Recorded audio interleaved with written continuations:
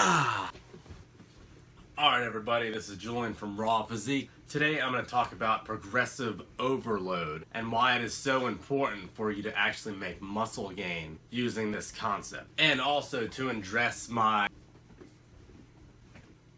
excessive arm gestures. Thank you for the comment. So this one is for you. Back to progressive overload. Okay, so the idea of progressive overload is to constantly increase something in the workout in order to make your muscles grow. So for a quick example, if you're doing like 4 sets of 10 at 150 pounds on the bench or squat or something like that, and you could do 4 sets of 10 of that 150 pounds on the bench, the first week you do that as your exercise. And then the next time you work out that muscle group, you do the exact same exercise with the exact same weights, the exact same reps, and the exact same tempo. Then your muscles have no need to grow at all. So consistently doing the same weight in a scenario like that, your muscles have no need to adapt to the extra overload and strain that they will be on. So you won't be getting any more muscle mass that way. So for progressive overload, what you would do is if you did the 4 sets of 10, you would have options to add more reps in, to add more weight, to increase the frequency of that workout, decrease rest time in between sets of that workout, or increase the volume of that workout. So, for an example, if you're going to increase the resistance, and you can accomplish that 4 sets of 10 at 150 pounds, then you would add 2.5 pounds on each side of the bar, bringing it up to 155 pounds. And then let's say you could only do about 3 sets of 10, and on the last set you get it 7 times. Well, the next time you come in and work that muscle group out again, and you do the 3 sets of 10, and you end up doing the 4th set, you end up getting 8 times, then that is progressive overload because you just did ultimately more volume than you did the previous workout. Hence getting your muscles to grow, because they have to adapt to the extra weight and the extra rep. This is like the fundamental building blocks of bodybuilding for naturals. Increased resistance is also probably the most common out of all the scenarios. We have increased reps, which means if you could do 4 sets of 10, you would just change that to 4 sets of 12. Ultimately increasing the entire volume of that workout for that specific exercise, and your muscles will need to adapt. And then you could incorporate training frequency, meaning if you're doing it once a week, 4 sets of 10, you end up incorporating it another time throughout the week, 4 sets of 10, ultimately increasing the volume for the entire week and giving you muscle gain. You should be working out all your different muscle groups at least twice a week anyway, but I will put that in another video. Also, you could decrease rest time, so if you're resting like 2 minutes in between sets for your 4 set of 10, you could decide to do it 1 minute or 1.5 minutes. So the rest time is shortened and your muscles will need to adapt to the extra strain of not being able to rest for that longer period of time. So for all those different methods, the most common is increase weight, increase the resistance. So 4 sets of 10 at 150 pounds, do 4 sets of 10 at 155 pounds.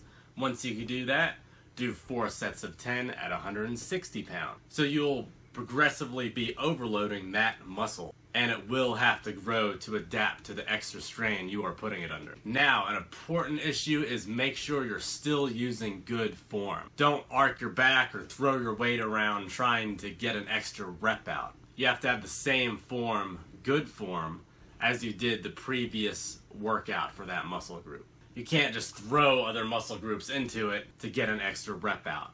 Otherwise, that is just cheating and you're not really going to get the physique you're trying to work on. If you're trying to work on your biceps and you're activating your back muscle to try to throw up the extra weight during a curl, then your biceps aren't going to necessarily grow. They're going to think, oh hey, I don't need to grow at all because my back is being thrown into it. And then you'll be increasing the weight under circumstances of using your back, and you will just end up injuring yourself. And that is one of the reasons injuries occur. Another thing with progressive overload is do it kind of slowly. If you could do 4 sets of 10 at 150 pounds, don't just toss 185 pounds on there and try to do 4 sets of 10. If you try to progress too fast, you can injure yourself. And then you will be in a recovery time for months and months, and you will not progress on shit. So make sure to use good form for all the exercises you are doing. If you're more into bodybuilding and kind of getting the muscle to actually grow opposed to just get better stamina, then doing progressive overload by adding weight between 8 and 12 reps is the best way to increase the muscle growth. Decreasing rest time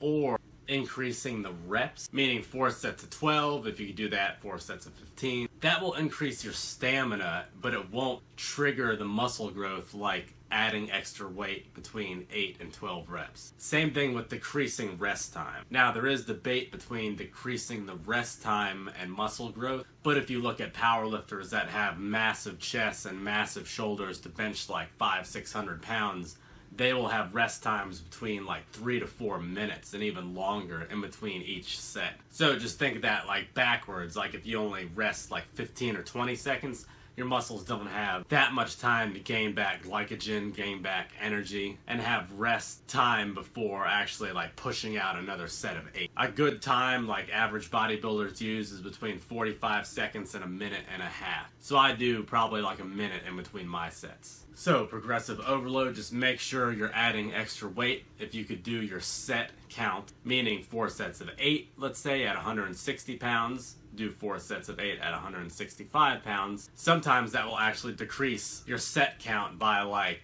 4 sets of 8 at 165 pounds. If that's your first time adding that extra 5 pounds to that set, you might only get the first one 8 times, the second one 7 times, the third one 6 times, and then maybe even the fourth one like 5 times. But the next time you go to the gym, if you increase and get like 8, 7, 5, that's still more volume than it was the last time. So your muscles are getting overloaded from the previous workout and had to grow and add muscle and stamina to themselves in order to push the heavier weight. Explained in layman terms. Anyway, back to progressive overload. This is what people do in order to build muscle and gain strength. So if you learned anything, or you liked the video, or if you want more videos like this, please like it and subscribe. Check out any of my other informational videos over here. If you have any questions or comments, leave them down below. I will make a video. I will respond if I can. And please visit Julian-RawPhysique.com. And here's the arm gestures. Peace.